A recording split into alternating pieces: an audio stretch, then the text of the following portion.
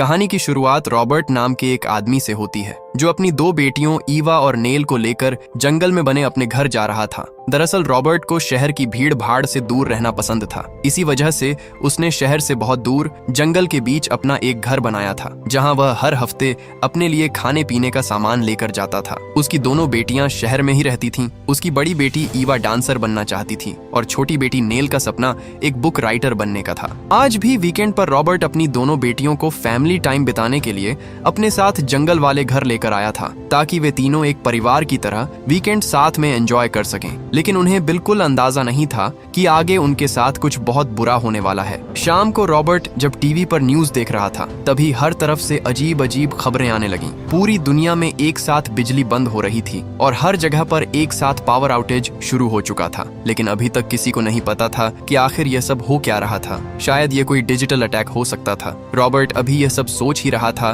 कि तभी उनके घर की लाइट भी चली गई और उनके फोन का सिग्नल आना भी बंद हो गया। यानी अब वे बाहर किसी से भी संपर्क नहीं कर सकते थे। हालांकि उन्हें लगा कि यह कोई गंभीर बात नहीं है और सरकार जल्द ही सब कुछ ठीक कर देगी। उधर नेल पढ़ाई करने के लिए अपनी गाड़ी से फ्लैशलाइट लेने जाती है, लेकिन गलती से वह गाड़ी का दरवाजा पूरी तरह बंद नहीं करती। वह दरवाजा रात भर खुला रहता है और गाड़ी की लाइट भी जलती रहती है, जिसकी वजह से सुबह होते होते गाड़ी की बैटरी पूरी तरह डेड हो जाती है। सुबह रॉबर्ट गाड़ी से शहर जाने की कोशिश करता है ताकि वो ये पता लगा सके कि आखिर बाहर चल क्या रहा है। लेकिन तभी वो देखता है कि उसकी गाड़ी स्टार्ट ही नहीं हो रही। उसे समझ आ जाता है कि नेल ने पिछली रात गाड़ी का दरवाजा खुला छोड़ दिया था, जिसकी वजह से बैटरी खत्म हो गई। अब रॉबर्ट गाड़ी की बैटरी चार्ज करने का तरीका ढूंढने लगता है। वहीं बाहर दोनों बहनें रेडियो से यह जानने की कोशिश करती हैं कि बाहर की दुनिया की हालत कैसी थी। रेडियो पर बताया जा रहा था कि लोगों को फिलहाल इंतजार करना होगा। हर देश की सरकार बिजली वापस लाने की कोशिश कर रही थी।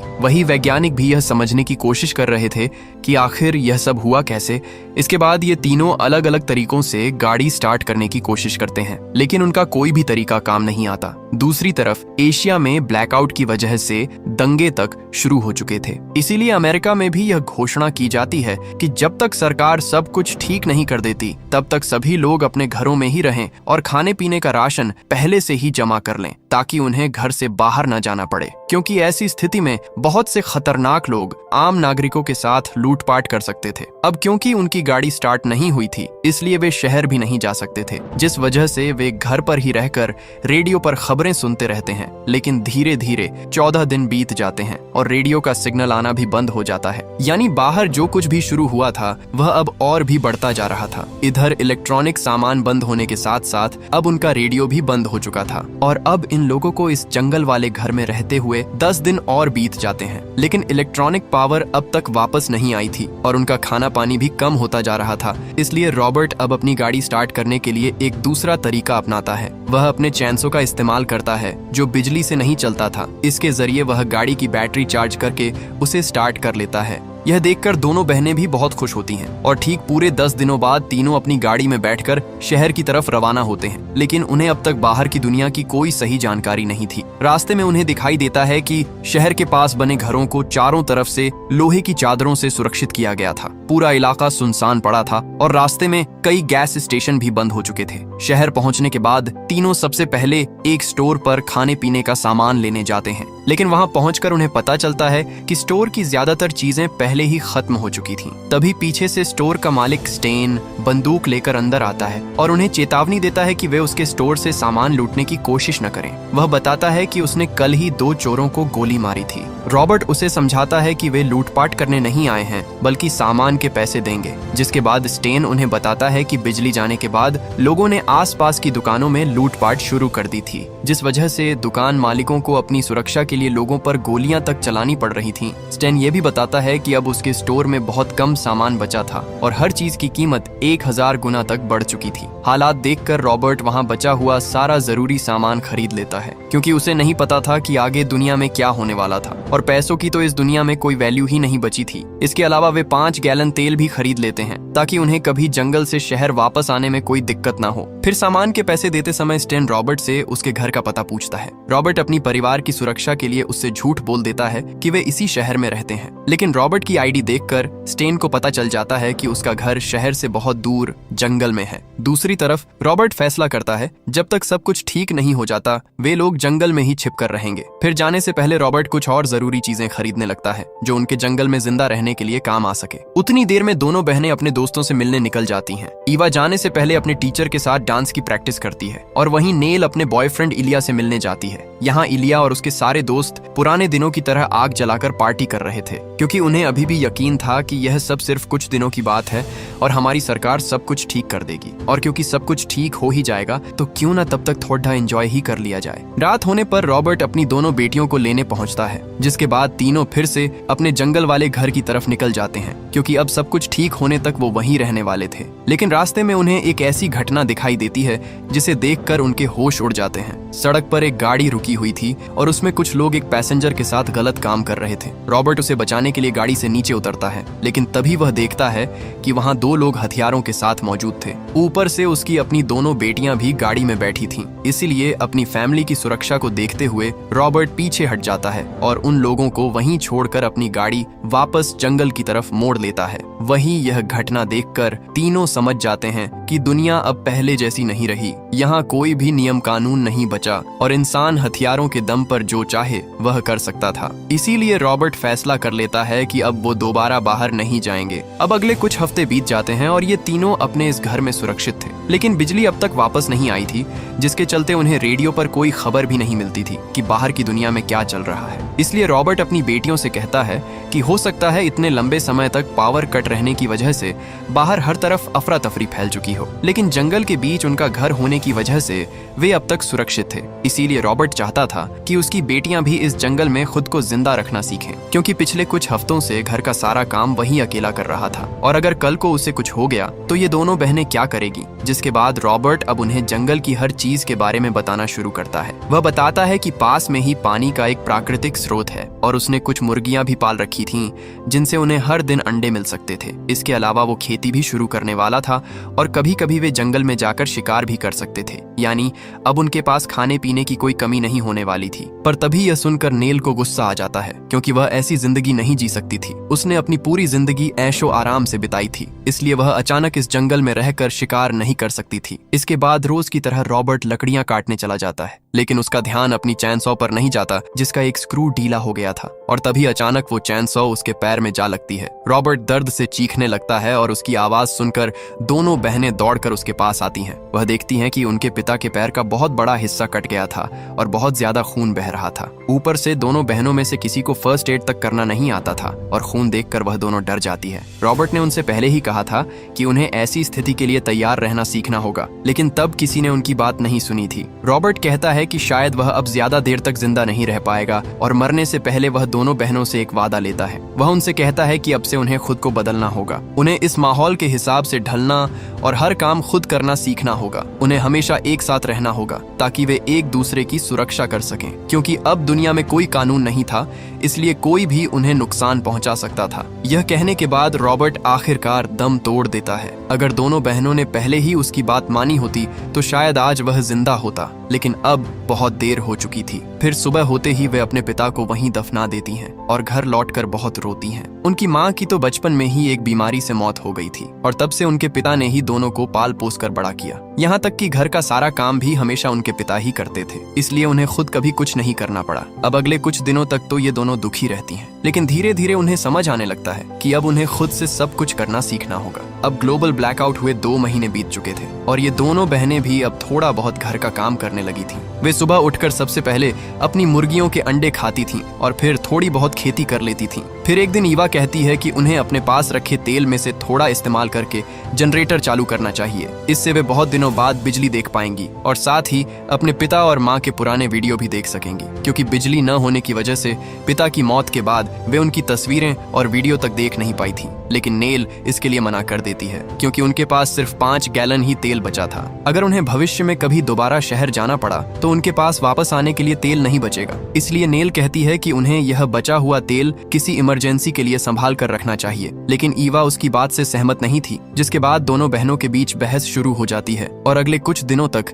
वे एक दूसरे से बात भी नहीं करती। फिर एक दिन नेल को पता चलता है कि उनकी सारी मुर्गियां गायब थीं। शायद रात में कोई जंगली जानवर उनका बाड़ा तोड़कर सारी मुर्गियां ले गया था। दरअसल पहले उनके पिता रॉबर्ट ही उस बाड़े की देखभाल करते थे, लेकिन उनके जाने के बाद बाड़े का ध्यान रखने वाला कोई नहीं था। अब उनकी मुर्गियां भी चली गई थीं और उन्हें अंडे मिलना भी बंद हो गए थे, जिस वजह से उन्हें अब अपने बचे हुए खाने में भी कटौती करनी पड़ती है। हालांकि इस नई मुसीबत का एक फायदा भी होता है कि वह दोनों बहनें फिर से करीब आ जाती हैं, जिसके बाद वे फैसला करती हैं कि अगले दिन से वे अपने घर को पहले से भी ज्यादा सुरक्षित बनाएंगी। वे दोनों इस बारे में बात कर ही रही थीं कि तभी उनके दरवाजे पर कोई दस्तक देता है। नेल डरकर अपने पिता की बंदूक उठा लेती है, क्योंकि उन्हें लगता है कि कहीं कोई उन्हें लूटने तो नहीं आया। लेकिन जब वे दरवाजा खोलती हैं तो सामने नेल का बॉयफ्रेंड इलाई खड़ा था, जो शहर से आया था। वह उन्हें बताता है कि उस समय उन्हें लगा था कि सब कुछ जल्दी ठीक हो जाएगा, इसीलिए उन्होंने खाने पीने का सामान जमा नहीं किया। लेकिन जब कई हफ्तों तक बिजली वापस नहीं आई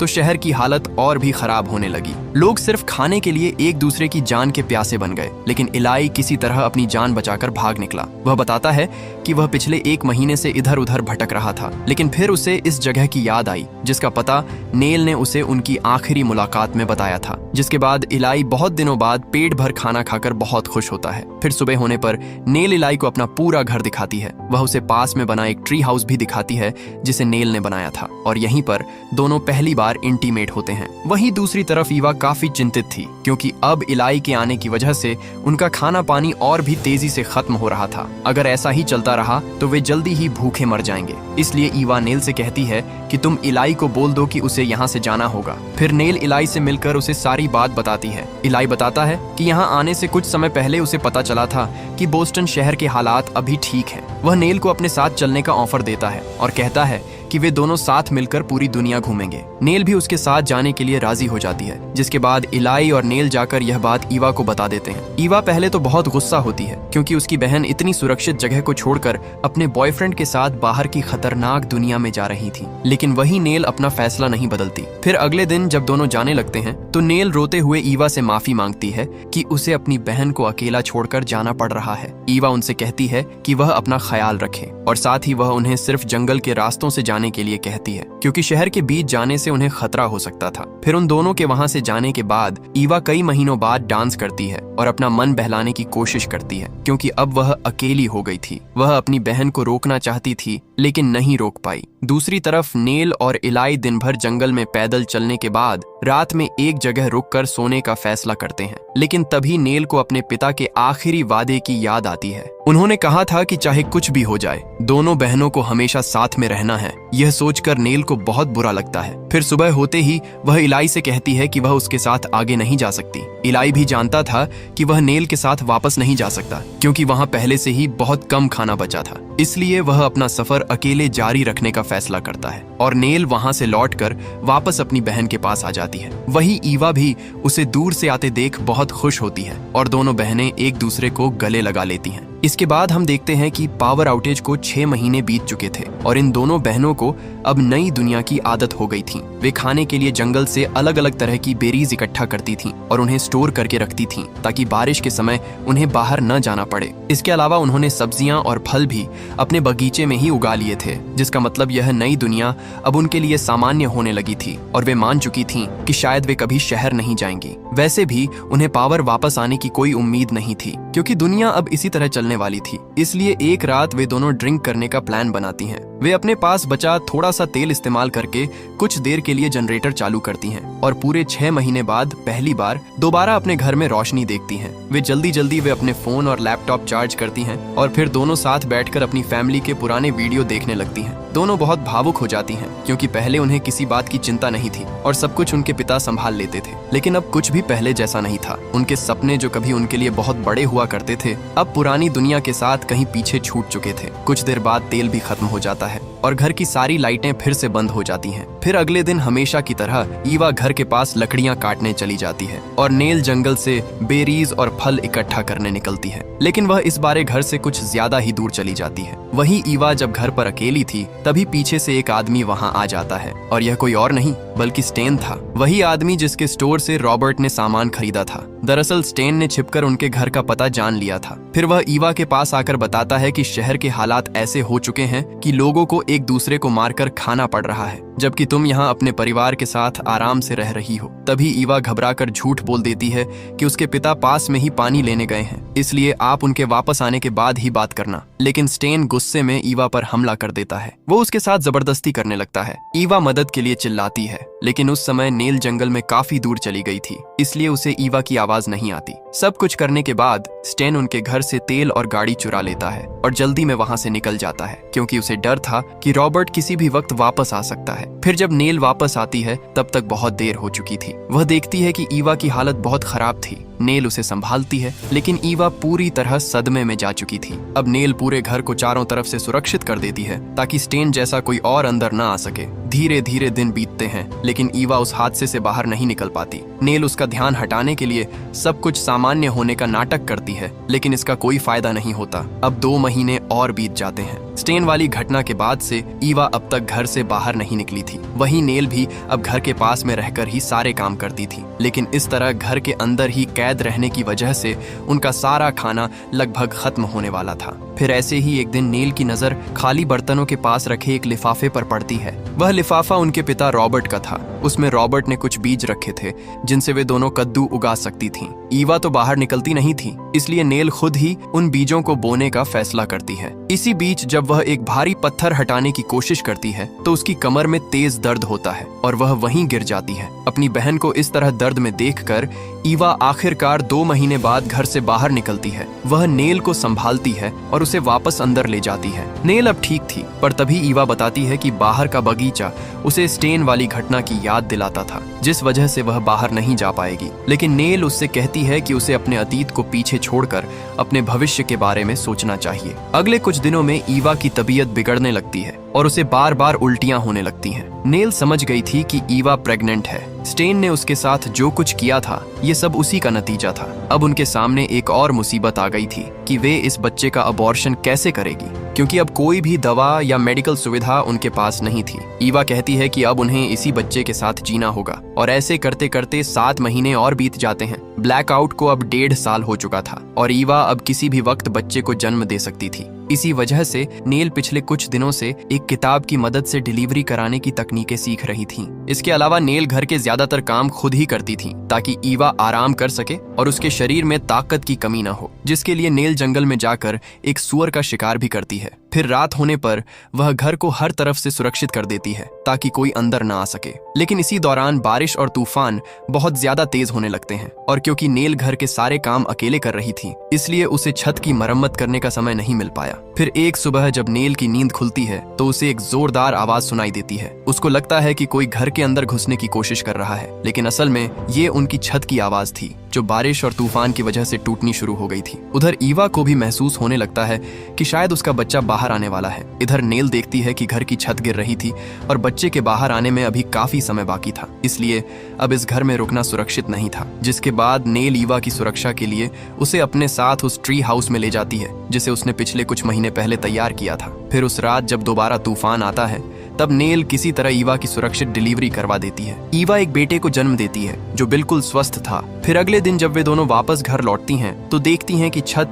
अब और भी ज्यादा टूट चुकी थी। वे समझ जाती हैं कि अब वे इस घर में ज्यादा दिनों तक नहीं रह पाएगी और यहाँ रहना बच्चे और ईवा दोनों के लिए बहुत खतरनाक था। तभी ईवा को एक आइडिया आता है। वह कहती है कि यह घर इस मौसम में वैसे भी ज्यादा दिन नहीं टिक पाएगा, तो क्यों ना हम बचे हुए तेल का इस्तेमाल करके इस पूरे घर को जला दें। इसके बाद वे ट्री हाउस में शिफ्ट हो जाएंगी। दरअसल ईवा को यह डर था कि स्टेन को उनके घर का पता चल चुका था और वो कभी भी यहाँ आकर उससे उसका बच्चा छीन सकता था, इसलिए अगर वह कभी वापस आएगा तो इस जले हुए घर को देखकर सोचेगा कि सभी मर चुके हैं। नेल को भी ये आइडिया सही लगता है। दोनों बहनें अब घर से अपने काम का सारा जरूरी सामान इकट्ठा करती हैं और उसे पैक करके ट्री हाउस में शिफ्ट करने लगती हैं। रात होने पर जब वे सारा सामान बाहर निकाल लेती हैं तो आखिर में वहाँ तेल छिड़क कर उस घर को आग लगा देती हैं। जिस घर में वे पिछले 1.5 साल से रह रही थीं, आज उसे अपनी आंखों के सामने जलता हुआ देख वे दोनों मायूस हो जाती हैं। उन्हें याद आता है कि कैसे जब यह तबाही शुरू हुई थी और वे अपने पिता के साथ इस घर में आई थीं, तब उन्हें खुद से खाना बनाना तक नहीं आता था। लेकिन जब उनके हालात बिगड़े तब समय के साथ उन्हें खुद को बदलना पड़ा। अब वे जंगल में खुद से घर बना सकती थीं, खेती कर सकती थीं और शिकार भी कर सकती थीं। साथ ही अब उन्हें एक बच्चे को भी पालना था। इस घटना ने उन्हें पहले से कहीं ज्यादा मजबूत बना दिया था। लेकिन इसके साथ ही उन्हें ये भी पता चला कि कैसे कुछ लोगों के हालात बदलते ही वे जानवर से भी बदतर बन जाते हैं। ये दुनिया फिर से पहले जैसी होगी या नहीं, यह कोई नहीं जानता था। लेकिन इस दुनिया में ईवा और नेल जैसे कई सारे सर्वाइवर्स थे जो प्रकृति के साथ रहना सीख चुके थे। और दोस्तों, इसी के साथ ये कहानी यही खत्म हो जाती है। धन्यवाद।